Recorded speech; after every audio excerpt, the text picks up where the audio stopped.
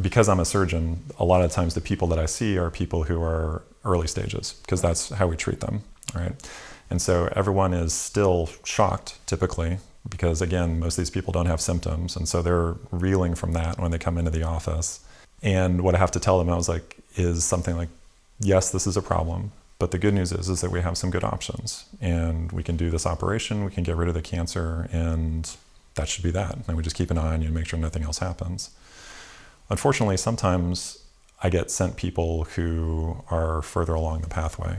And that's a much harder conversation because, everyone asks, what are my chances? Am I going to die from this? When am I going to die from this?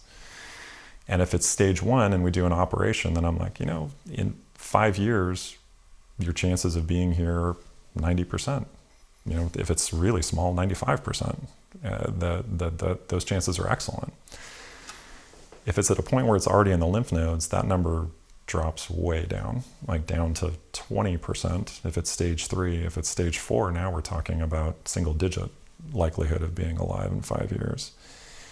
That's a much harder conversation because you have to maintain hope, but you also have to be realistic about what your odds are. And you say, look, we're going to do everything that we can for you, but you have to know that the chances are not very good. And that's a tough conversation to have with people.